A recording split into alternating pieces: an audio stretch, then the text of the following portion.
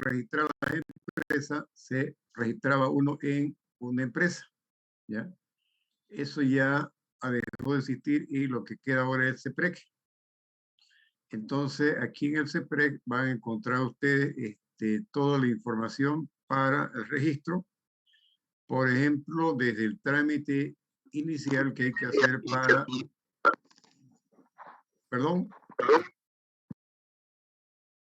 para la reserva del nombre, ¿ya?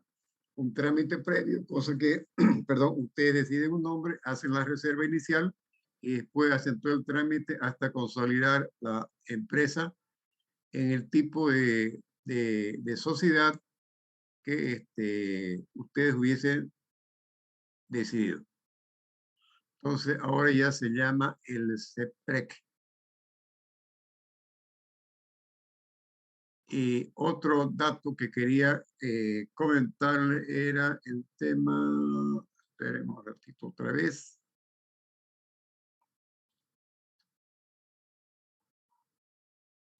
Vamos a ver, acá está.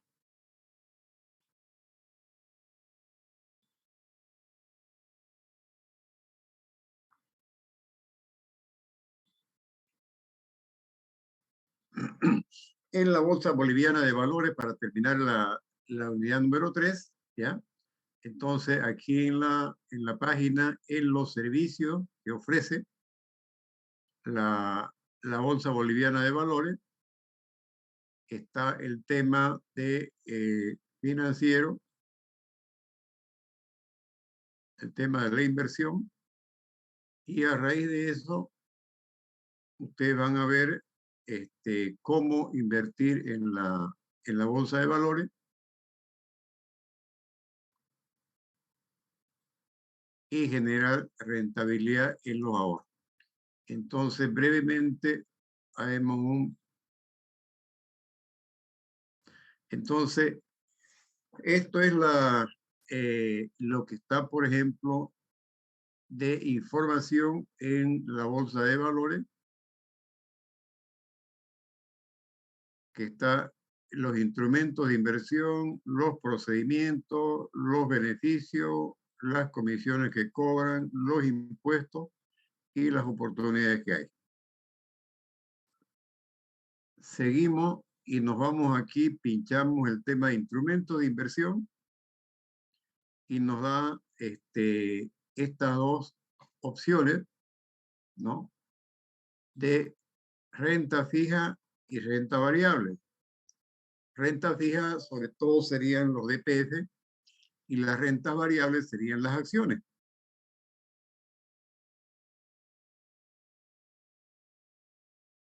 Entonces nos vamos aquí, dentro de eso de valores de renta fija, tenemos el tema de los bonos corporativos, los pagaré, los valores de titularización, los pagaré en mesa, los bonos participativos. Y esto, por ejemplo, es importante, los valores de titularización, donde uno puede titularizar un bien para dejarlo como una garantía, o también titularizar, por ejemplo, una venta anticipada de los bienes y uno paga el crédito con cargo a esas ventas futuras. Eso en cuanto a valores de renta fija.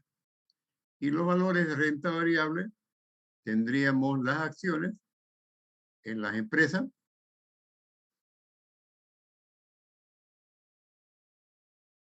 y las cuotas de participación en fondos cerrados de inversión. Lo que más conocemos, ¿no es verdad?, son las acciones que podemos comprar o podemos vender en cualquiera del tipo de sociedad que se maneja por acciones. Eso sería entonces un breve repaso por el tema de la Bolsa de Valores. Entonces, ustedes acuden a la Bolsa de Valores si es que quieren vender algo, quieren obtener financiamiento, o también si tienen por ahí una platita y quieren invertir en alguna de estas opciones que hay de lo que se transa en la Bolsa Boliviana de Valores. ¿Alguna pregunta?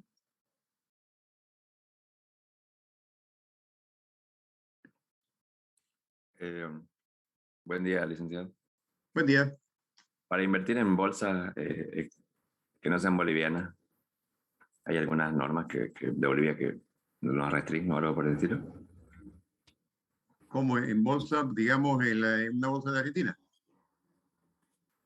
Sí, ¿Cómo digamos, es? creo que hay páginas que proporcionan, eh, ¿cómo decirlo?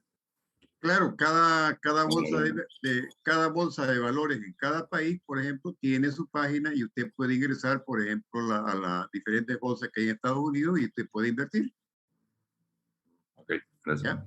Entonces, no hay ninguna, simplemente que usted cumple, sobre todo, digamos, si va a invertir, ¿no? ¿Verdad? Pero si va a conseguir, ¿cómo se llama? Vender acciones, si es una empresa boliviana, a no ser que sea una empresa internacional que pueda calificar a través de una bolsa extranjera y vender los títulos valores que requiere para poder financiarse, ¿ya? Pero si usted es el inversor, puede entrar en cualquier bolsa de valores en nivel internacional y comprar acciones, comprar bonos o cualquier otro instrumento que se negocie. ¿Listo? Bueno, entonces, si no hay ninguna eh, pregunta, dejamos de compartir y nos vamos al tema que queremos ver.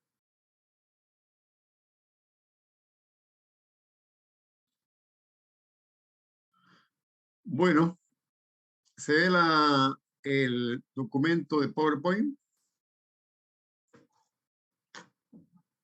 Sí. Bien, entonces la última unidad que tenemos que ver es el tema de dimensionamiento y organización. ¿Qué es lo que vamos a ver acá? El dimensionamiento de la empresa, considerado factores de mercado, factores técnicos y factores financieros. Dentro de las posibles soluciones a esos problemas tenemos la integración, tanto la horizontal, la vertical y la integración de conglomerados. También tenemos la fusión de empresas, una fusión por absorción, una fusión por unión y una fusión hostil. También tenemos la reestructuración de empresas, que si bien esta ya no está vigente desde el punto de vista legal, pero es interesante analizarla cuando se lo planteó a través de una ley. Después tenemos el cuestionario y el tema de la bibliografía. Este es entonces el contenido de la unidad número 5. Entonces empezamos el desarrollo. Entonces nosotros decimos de que las diferentes clases de industrias, ya sean pequeñas, medianas o grandes, tienen diferentes problemas en cuanto al tema de su funcionamiento. Y para lo cual ese dimensionamiento está referido a factores, por ejemplo, de mercado. Entonces, cuando se elabora un proyecto, ¿no? Se determina el tamaño de la empresa, las cantidades que están dispuestos a consumir los clientes en base a un estudio de mercado que se ha hecho. Entonces, en base a ese estudio de mercado, se determina la cantidad, la calidad y el precio que el cliente está dispuesto a pagar por nuestro producto o por nuestro servicio. Otro factor que tiene que ver con el tamaño de la empresa, porque cuando estamos hablando de dimensionamiento, estamos hablando de la capacidad, la verdad, de la empresa en cuanto a unidades físicas. Y en función de ese dimensionamiento es cómo tiene que ver o qué implicaciones tiene en el tema de la organización. Entonces, uno de los factores que tiene que ver era el tema del mercado que dijimos hace rato. ¿Y qué dijimos cuando nosotros hablamos del el estudio del tema de mercado para cuantificar la cantidad de bienes? Cuando hacemos el estudio de mercado decíamos determinar la cantidad, la calidad y el precio de los productos que el mercado está requiriendo. Pero otro de los factores que tiene que ver con el dimensionamiento es el tema de los factores técnicos. ¿Qué entendemos por factores técnicos? Entonces, los tamaños mínimos de la maquinaria y equipos disponibles. ¿Qué quiere decir? Por ejemplo, si ustedes tienen un mercado de 10 toneladas,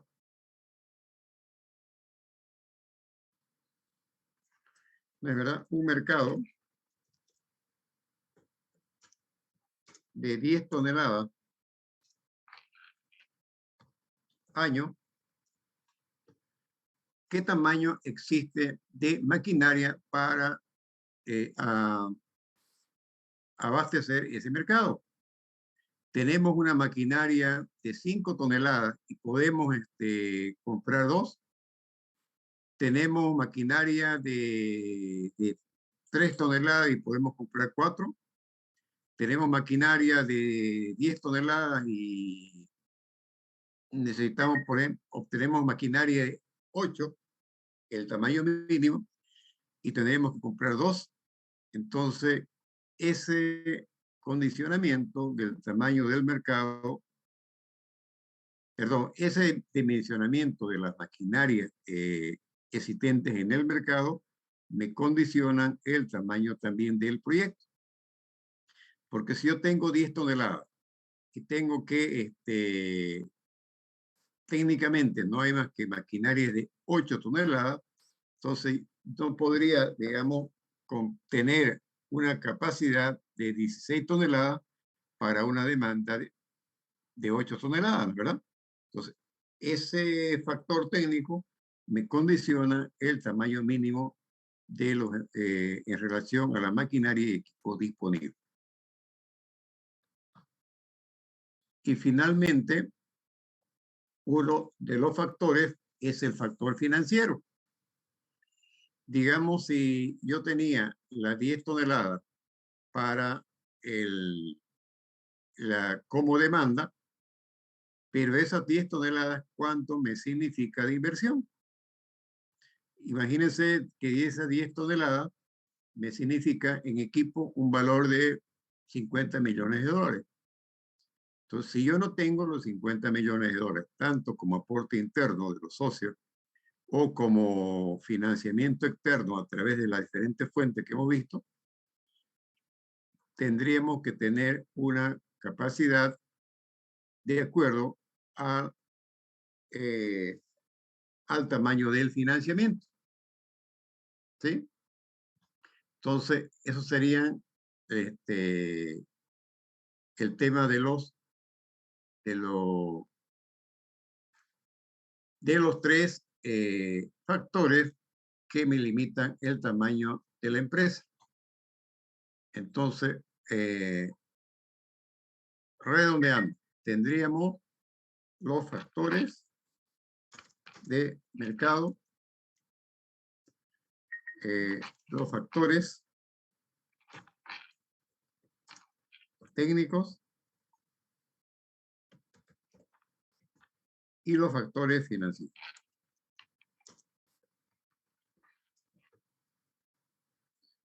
Cualquiera de ellos puede, o la combinación de ambos, nos puede condicionar el tamaño del proyecto, el tamaño de nuestra planta.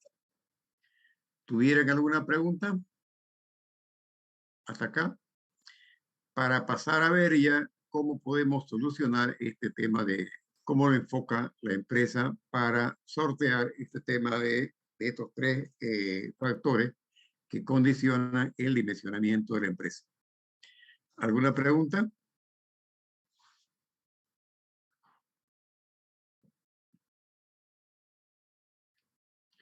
Bueno, si no hay ninguna pregunta, pasaremos al tema de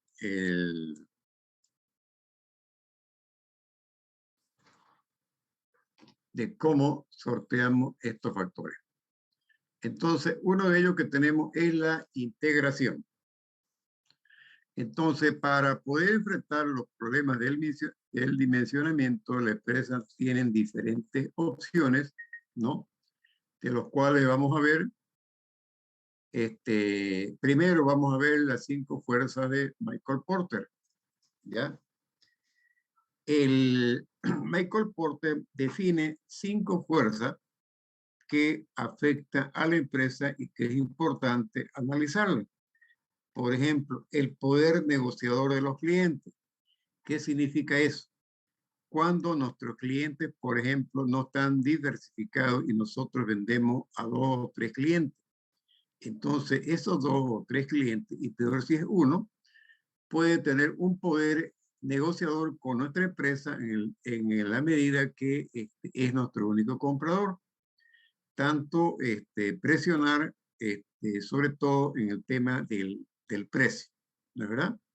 Entonces, es peligroso depender de pocos clientes. Entonces, mientras más diversificado tenemos a los clientes, menos poder tendrán ellos sobre la empresa.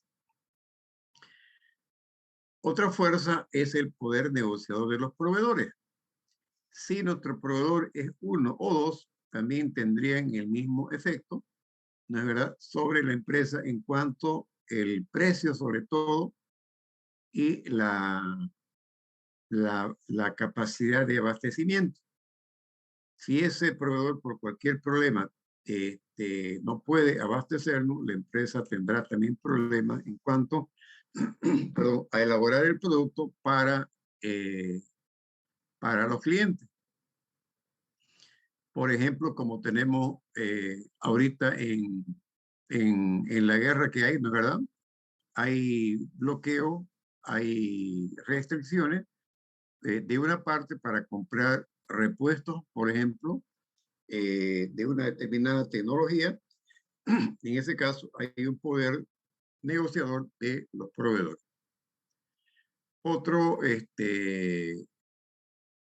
Otra fuerza es la amenaza de productos sustitutos.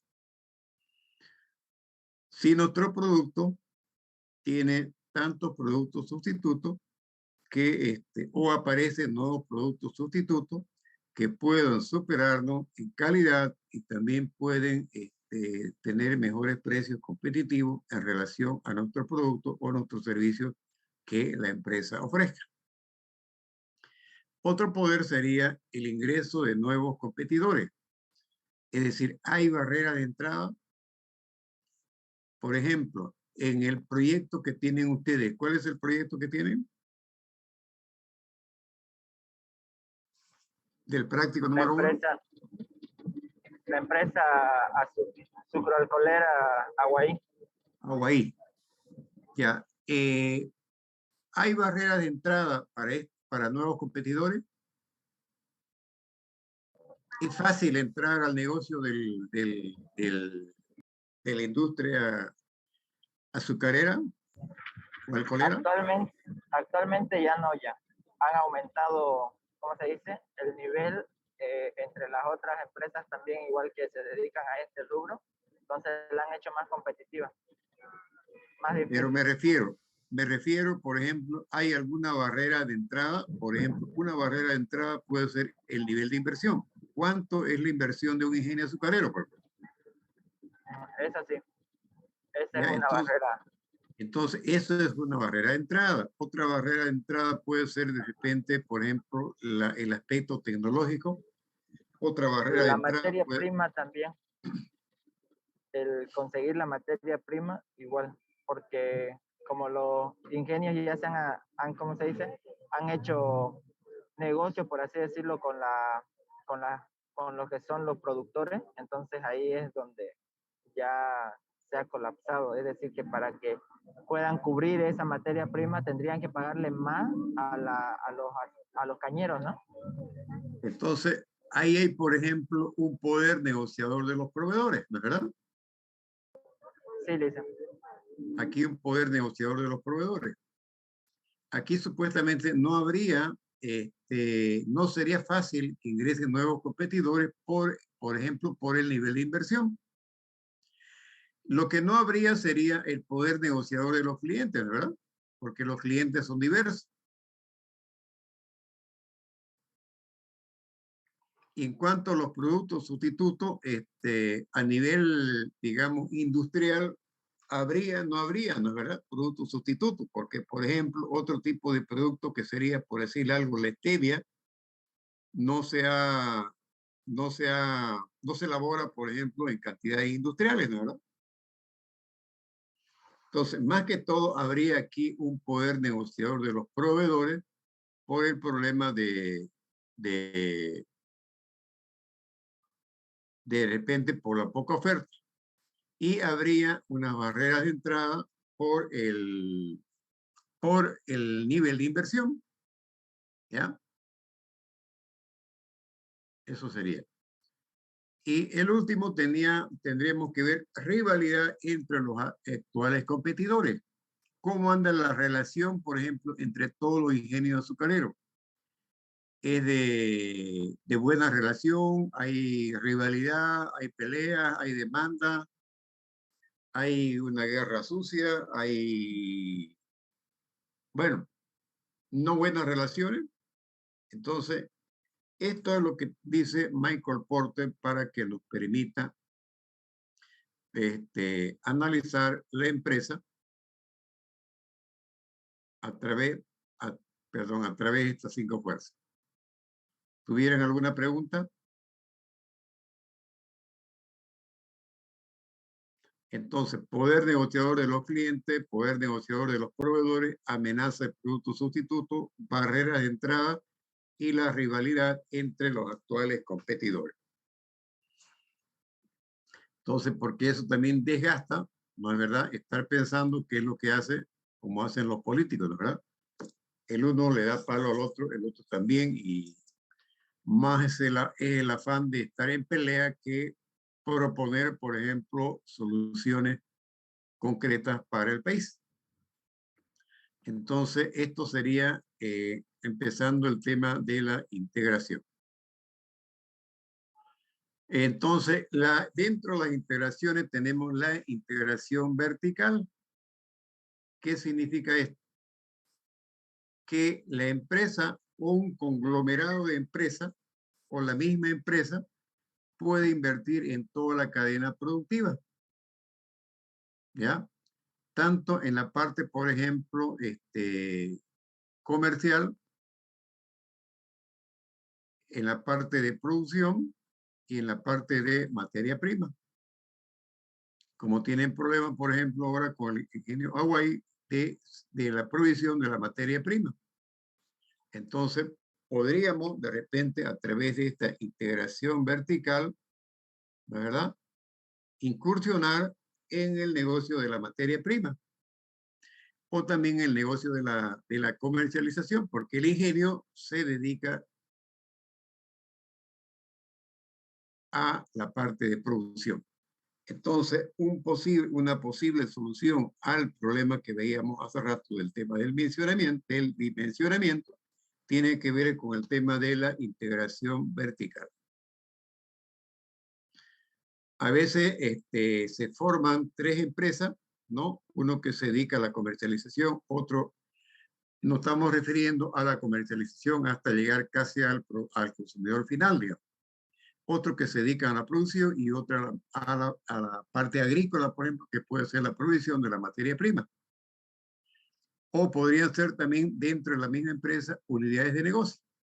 Eso ya lo define cada empresa. ¿Tuvieran alguna pregunta hasta acá? Esa sería la integración vertical. Vamos a ver ahora el tema de la integración horizontal.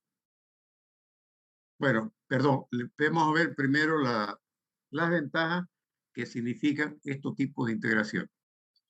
Por ejemplo, asegurarse la provisión de la materia prima, facilitar el proceso de comercialización y tener poder negociador ante las entidades financieras lograr economías de escala, reducir costos, ser líder en el mercado, reducir la competencia y tener buena, bueno, aquí era el poder negociador con las entidades financieras. Fíjense las ventajas que se tienen. Entonces, si vamos a negociar con los bancos, por ejemplo, ya si estamos hablando de 3 empresas, sería mucho mejor, ¿no? ¿Verdad? Podemos reducir costos. Hay una serie de ventajas de tener este tipo de integraciones. Estamos hablando de la integración vertical, que también tiene sus similitudes con el otro tipo de integración, que es la integración horizontal. Entonces, la integración vertical tiene que ver con toda la cadena productiva de la materia prima, la producción o la transformación y la comercialización. En cambio, la integración vertical, ¿ya?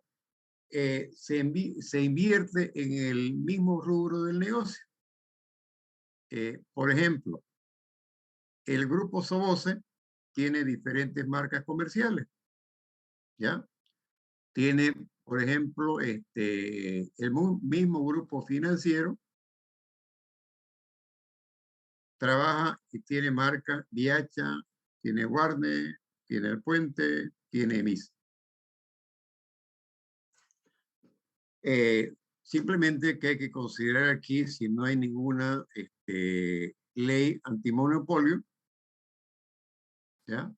Entonces, lo mismo ocurre, por ejemplo, con las empresas cerveceras. Tienen diferentes marcas. Entonces, el mismo grupo inversor invierte en el mismo giro del negocio, pero con diferentes marcas.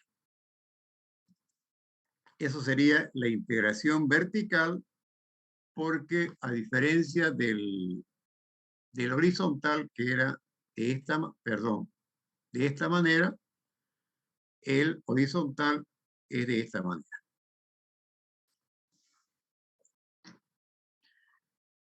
Lo mismo, ¿no? Tenemos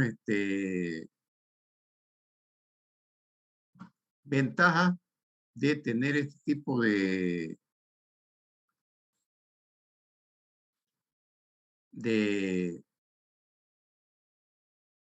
tipos de integración.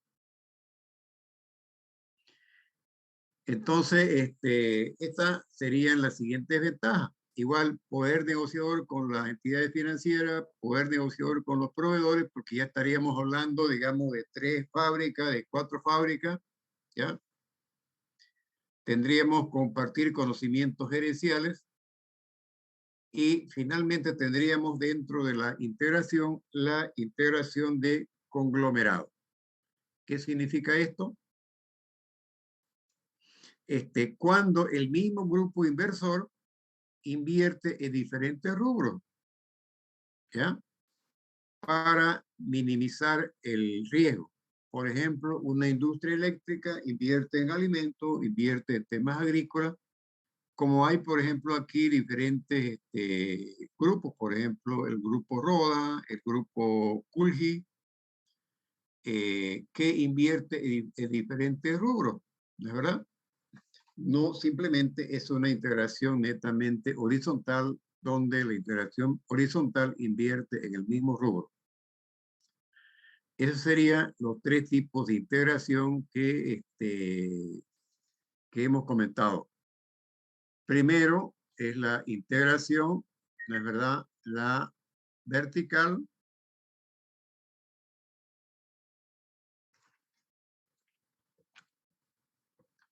La horizontal y la de conglomerado.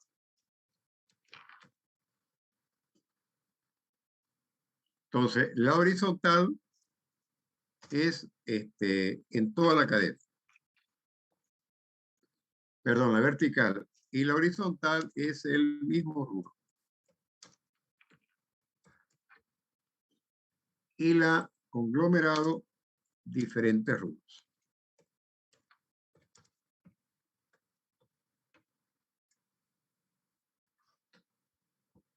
¿Preguntas? Entonces, Sí, para los... perdón, Ya, díganos. esa que mencionó de que entran al mercado con el mismo producto pero de diferentes marcas, ¿qué tipo sería? Ese horizontal. Gracias. Usted invierte en el mismo rubro, produce, por ejemplo, cemento, produce cerveza, produce otro tipo de producto alimenticio, por ejemplo, ¿la verdad? Entonces, eso es la integración horizontal. En cambio, la integración vertical invierte en toda la cadena, desde la producción de la materia prima hasta la transformación y terminando en la comercialización. Porque hay empresas que se dedican directamente a la parte de comercialización, que compran al por mayor, ¿no es verdad? Y venden al por menor, distribuyen. O también esa actividad la puede hacer la misma empresa a través de una unidad de negocio. Entonces, en lugar de formar tres empresas, que sería una parte agrícola, una parte de producción y otra parte de comercialización, formamos, si quieren ustedes, tres gerencias, o lo que le llaman unidades de negocio. Una unidad de negocio que se dedica a la parte de agrícola, otra unidad de negocio que se ocupe de la parte de producción y otra unidad de negocio que se ocupe de la parte de comercial. En cambio, en la horizontal serían tres empresas diferentes para tener tres marcas o más marcas diferentes. ¿Quedó claro, don Enrique? Sí, gracias. Bien, ¿alguna otra pregunta? Licenciado, un ejemplo de una integración vertical, ¿cuál sería? A ver,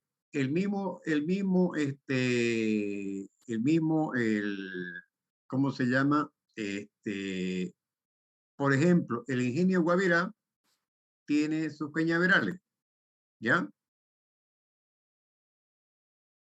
Digamos que no es la misma dimensión del total de oferta que requiere, pero tiene sus cañaverales. Es más, el mismo ingenio Guavirá y los mismos socios son productores, ¿verdad? Entonces, pero son productores independientemente de la fábrica. Entonces, quiere decir que Guavirá, en este caso, debería tener, para hacer una integración vertical, debería tener sus plantaciones de caña, ¿sí? Esa sería la provisión de la materia prima como parte del mismo grupo inversor o como parte de la misma empresa. Tiene la parte de producción y tiene una empresa que se encarga de comercialización hasta los niveles mínimos, por ejemplo, llegar a las pulperías de barrio. ¿Ya? Entonces, ahí tendríamos tres unidades de negocio que una se dedica a vender, otra a producir, perdón, a transformar y otra a producir la materia prima. Entonces, cada área la tenemos diferenciada tanto en su manejo administrativo como en su manejo financiero para ver qué tan rentable es cada una de las áreas. De repente podemos llegar a la conclusión de que otras empresas, por ejemplo, que se dedican a la producción de la caña de azúcar son más eficientes que nosotros. Entonces podríamos descartar, incursionar o dejar de incursionar en el tema de la materia prima y directamente comprar a los proveedores que tienen más experiencia que nosotros.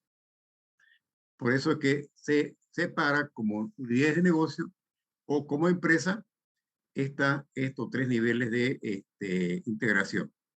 No sé si con eso aclara Michelle su pregunta. Sí, licenciado, muchas gracias. Bien. Entonces vamos a ver.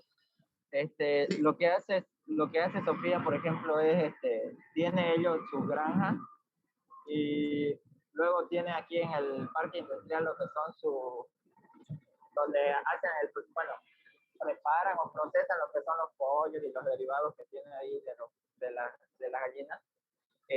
Eso también se llamaría una integración vertical o una integración de conglomerado. No, integración vertical, porque Vertical, ¿no? las granjas que tienen es para abastecer la parte de producción, ¿ya? Ah, ya.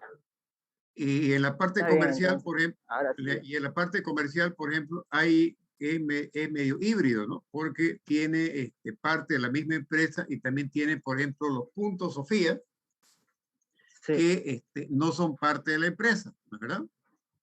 Son ya otras claro, eso empresas sí. que se dedican a través ya de convenios con la empresa principal, que en este caso es Sofía, ¿ya? Entonces, no estaría totalmente integrado porque le faltaría, por ejemplo, la parte comercial, tenerla totalmente bajo su control, Ya. O ¿ya? sea, para que sea vertical, entonces tiene que cumplir los 3 parámetros, como comercialización, materia prima y Bueno, el otro desde sería el punto de producción. vista, desde el punto de vista teórico, sería conveniente, ¿no es verdad?, de que integre, perdón, que tenga esa integración en esos 3 niveles, ¿no es verdad? Ah, ya. Sí. Pero también puede ser solamente integrarse en 2 niveles.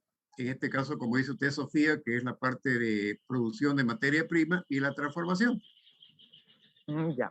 Ahora sí ¿ya? le entendí. Sí, gracias. ¿Ya? Licenciado, Entonces, pero ahorita Sofía creo que tiene los Sofía al paso. Eso no son parte de la empresa.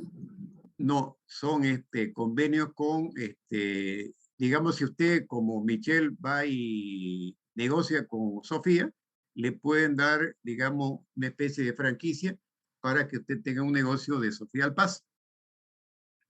Pero esa inversión ya corresponde a otra persona diferente a Sofía. Ah, ya me quedó Entonces, más este ¿Ya? caso puede ser como la CBN y las tiendas ya, que sería casi También, lo mismo, o también, lo mismo. exactamente.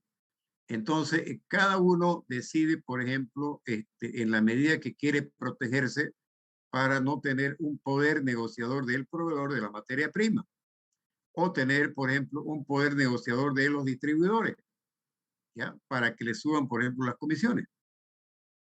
Entonces, lo que se trata es de que la empresa principal, en este caso que se dedica a la producción, ¿no es verdad?, evite depender de un solo proveedor o pocos proveedores, o evite también depender de unos pocos vendedores, para que no tengan poder negociador con la empresa. ¿De acuerdo?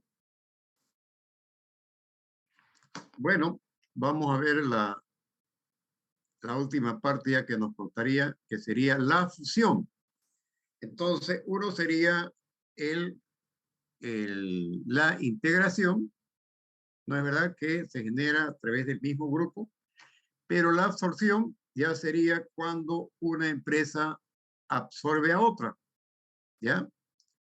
Y donde la empresa absorbida desaparece, tanto tanto desde el punto de vista legal, organizativo, y todo el personal se liquida, pero solamente una parte o lo que requiere la empresa que compra, que absorbe, absorbe también al personal, pero no a todo. Entonces, ¿cómo sería esto? Tenemos nosotros una empresa A, ¿no es verdad? Tenemos una empresa A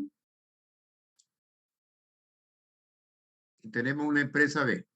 Entonces, la empresa A absorbe a la empresa B y solamente queda la empresa A. Esto lo más afectado en este caso, por ejemplo, son los trabajadores. Entonces, ¿qué es lo que tenemos nosotros como ejemplo acá? Por ejemplo, esta fusión que hubo. El banco Visa absorbe a la Mutual Guapay, desaparece la Mutual Guapay y queda solamente el banco Visa.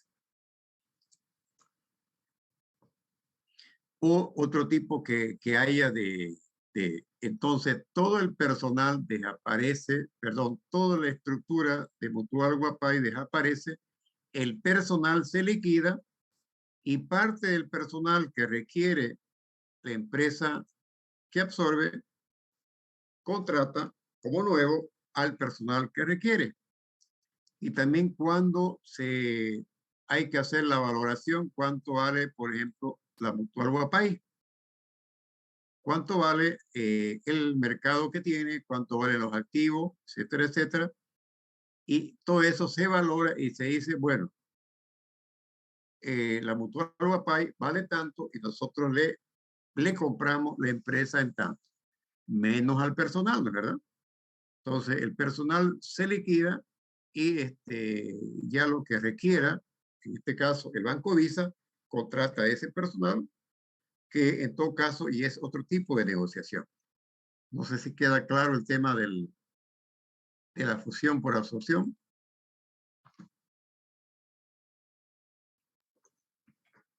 ¿Se entiende, Luisa? Bien. Entonces, vamos a ver ahora la fusión por unión. En este caso, hay dos empresas que por cuestiones de mercado, por cuestiones tecnológicas, por cuestiones financieras, deciden unirse. ¿Ya? Entonces, lo que hacen aquí, cada empresa se valora y para formar una tercera empresa. Y en este caso, el mismo también personal se liquida a cada personal de la empresa y parte va a terminar en en la otra empresa. Que en este caso tenemos este ejemplo que lo tenemos todos los días, ¿verdad? Tenemos entonces la empresa A, la empresa B y el resultado de la unión es la empresa C, que en este caso era el Banco Mercantil más Banco Santa Cruz, da origen al Banco Mercantil Santa Cruz. Entonces, se valora cada empresa para ver cuánto va a formar parte del nuevo capital en la nueva empresa que se forma. Entonces, lo mismo a los trabajadores, hay que liquidar sus beneficios sociales y entran a la otra empresa como nuevo, lo que logren entrar. Porque si aquí, digamos, había un gerente general y aquí había un gerente general, aquí no va a haber más que un gerente general, por lo tanto, uno se queda afuera. ¿No es verdad? Si fueran empresas de producción, habría un gerente de producción en cada empresa y en la que se fusione finalmente va a quedar solamente un gerente de producción. Lo mismo en todas las áreas, ¿no es verdad? Porque lo que hacemos es que nos estamos uniendo porque tenemos algún problema, ya sea técnico, ya sea financiero o ya sea de mercado. ¿Tuvieran alguna pregunta? Entonces, aquí se forman comisiones de trabajo donde se valora cada empresa y además dice, bueno, a ver, imagínense que ustedes tengan, cada uno tenga 4 vehículos. Entonces, se valora en 4 vehículos y de repente la nueva empresa dice, no, no queremos más que 6 vehículos. Si sumamos 4 y 4 serían 8. Entonces, 2 vamos a descartar. Tenemos 6 computadoras. No, no queremos más que 3. Entonces, 3 descartamos. Entonces, en ese descarte, no todos los activos pasan a la nueva empresa. Entonces, se valora solamente los activos, los bienes que van a pasar a la nueva empresa. Y seguramente al liquidar la empresa A, por ejemplo, o la empresa B, hay que liquidar y digamos, si una parte va a formar parte de la nueva empresa como capital y lo que no se venderá y se distribuirá a los socios originales de la empresa A y B. Y como decía, al tema del personal, se los liquida y ya lo que necesite la otra empresa que se forma, ya serán contratados. Pero en todo caso no están obligados, ¿no es verdad?, a contratar a todos los empleados, porque si no, no estaríamos solucionando los problemas que tengan. ¿Preguntas?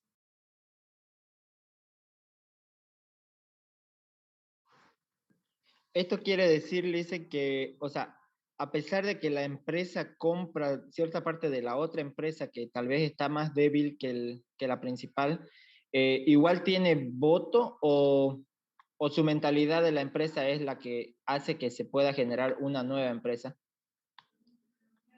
Por eso decíamos, normalmente, por ejemplo, cuando se unen es porque tienen problemas, ¿no es verdad?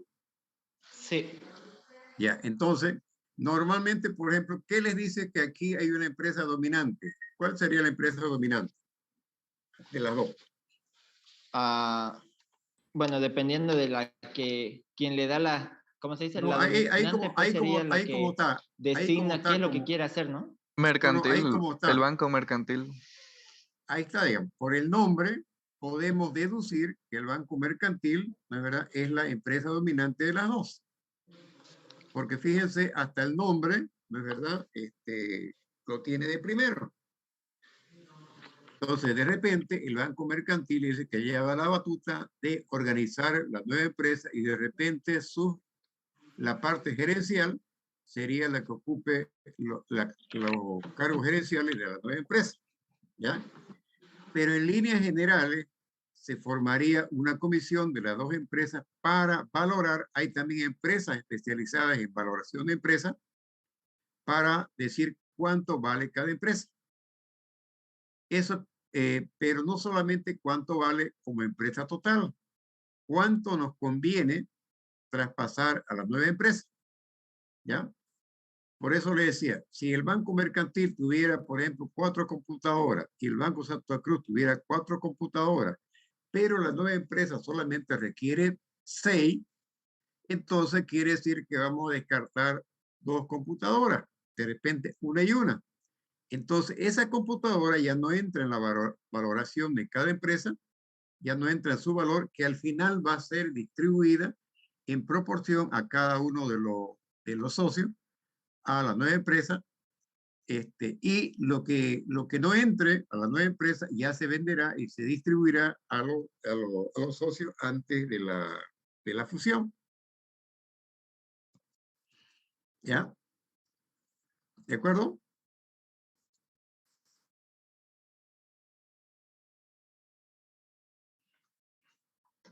Bueno, entonces continuamos. Esta figura de la función hostil o de hostil es cuando una empresa genera hostilidad hacia la otra, presiona para que la otra empresa se venda o la otra quiere comprar. En la primera, cuando nosotros hablamos de fusión, cuando una empresa compra, de verdad, amigablemente a otra.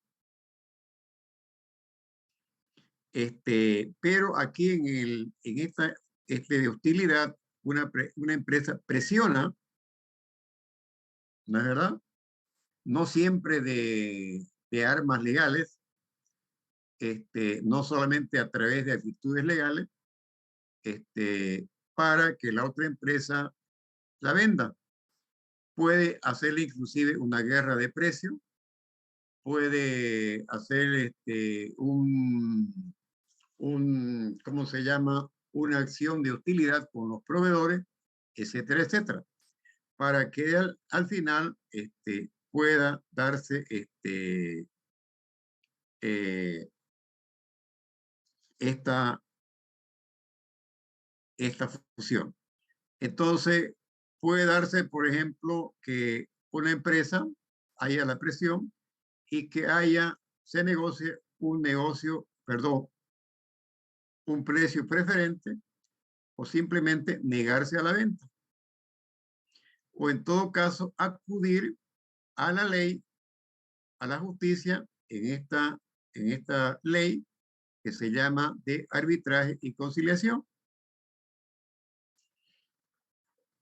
Entonces, a veces se han dado casos en que una empresa presiona a otra para venderla, o por ejemplo, un restaurante podría ponerle otro restaurante al frente, ¿no es verdad? Y hacerle la vida imposible de tal manera de que ¿cómo se llama? Llevarlo a la La quiebra. obligue a vender, ¿ya? Y de repente, ni siquiera al venderla, requiera, de verdad, el lugar físico, simplemente por eliminar la competencia. Finalmente, lo que les decía, estaba este tema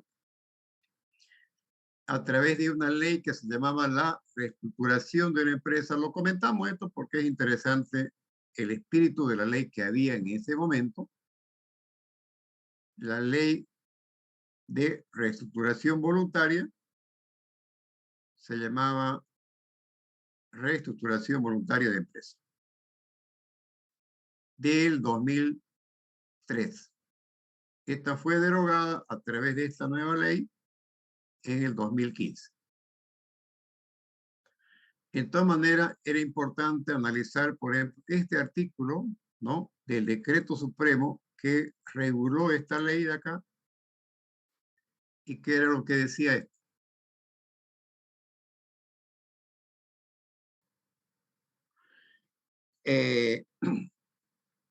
Decía de que se debería unir, es decir, se llegaba a una reestructuración voluntaria cuando la empresa tenía problemas en pagar a los proveedores, pagar al Estado, el tema de los impuestos, pagar a la banca. Entonces, ¿qué es lo que se pretendía? Que se haga una empresa que se reestructure, formando esa empresa por la misma empresa, los proveedores y los acreedores. Entonces, hacer un plan de salvataje para 10 años, de tal manera que al cabo de los 10 años, o en ese periodo de tiempo, cada uno recupere su dinero. Inclusive estaban los trabajadores, ¿verdad?, que no se les pagaban los beneficios sociales. Entonces se unían trabajadores, acreedores, bancos, trabajadores, proveedores, bancos y la empresa, y reestructuraban la empresa para un periodo, en un horizonte de 10 años, y supuestamente en ese horizonte de tiempo cada uno debería recuperar su dinero, los trabajadores su beneficio, los proveedores el pago de sus materias primas y los bancos el tema del crédito. Pero esto funcionó en algunos casos, en otros no funcionó. No era la solución, porque el trabajador, por ejemplo, no quería esperar 10 años y por ahí no le iba bien a la empresa. Entonces, no quería esperar 10 años. Los proveedores tampoco querían esperar años para ver cómo se salvaba esta empresa, y tampoco los bancos querían esperar ese tiempo. Por lo tanto, en el tema no fue la solución al problema que tenían estas empresas cuando tenían problemas de liquidez y no podían pagar sus obligaciones. Esto sería entonces el tema de la unidad número 5, que tocaba el tema de dimensionamiento y organización. Dimensionamiento y organización. ¿Tuvieran alguna pregunta? Sí, esta ley era como un tipo de perdonazo, ¿no? No era perdonazo, porque el caso de perdonazo se refiere al tema de impuestos. Ya, pero similar, podría decirse. Simplemente era de que la empresa, por ejemplo, por temas de liquidez, es decir, no tenía plata para pagar impuestos, no tenía plata para pagar los beneficios de los trabajadores, no tenía plata para pagar a los proveedores, no tenía plata para pagar a los bancos, ¿ya? Entonces, ¿qué era lo que se pretendía acá? Era de que digamos, el Estado, los trabajadores,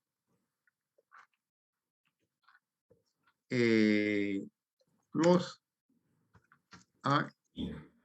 acreedores y la empresa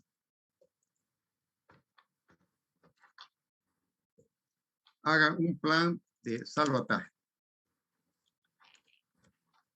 para un periodo de 10 años. ¿Ya? Y ese plan de salvataje significaba todas las áreas que maneja la empresa.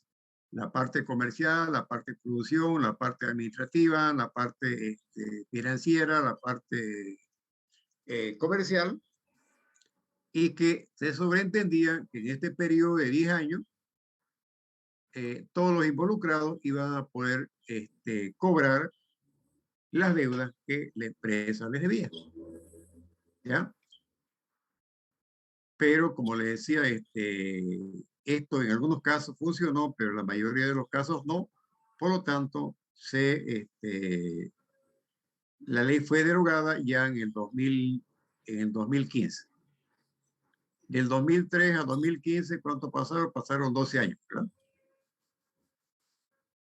Pero digamos, el espíritu del salvataje de la empresa se llamaba también hospital de empresa, plan de salvataje, reestructuración, era de que salvar la empresa. Ese era el objetivo, salvar la empresa, para salvar también los puestos de trabajo.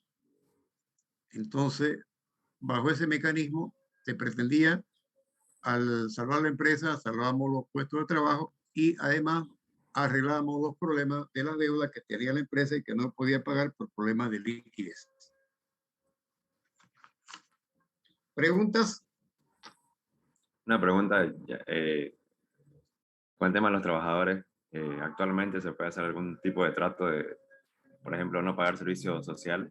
¿La ley lo permite durante un periodo o no? No, porque primero los derechos de los trabajadores son irrenunciables. ¿Algún tipo de acuerdo así se puede hacer, pero o la ley no lo permite directamente?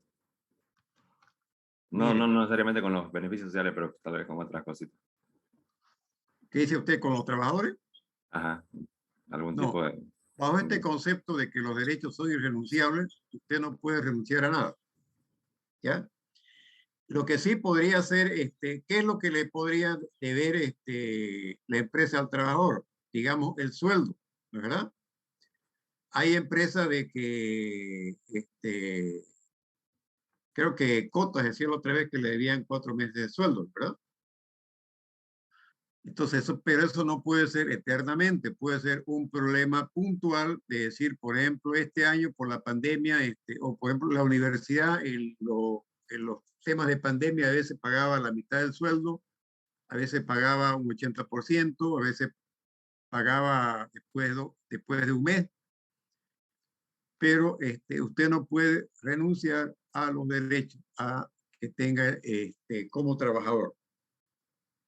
Entonces, la empresa tiene que hacer regularmente los aportes, ¿no es verdad?, a la caja, los aportes a la AFP que se les cuentan a los trabajadores, pagar su sueldo y pagar el aguinaldo, pagar primas si es que hay, y pagar los quinquenios cuando corresponda.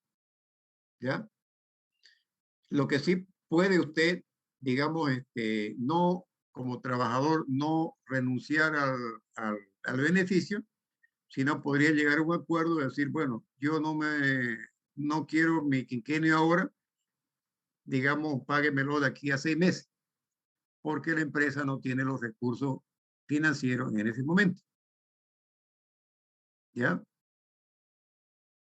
No sé si con eso aclara su duda. Sí, gracias. Bien. Entonces, con eso hubiésemos visto todo este tema de la unidad número 5 que tenía que ver con dimensionamiento y organización. ¿Alguna pregunta?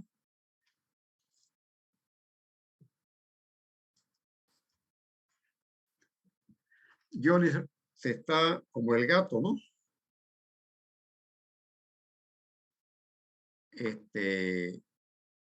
Limpiando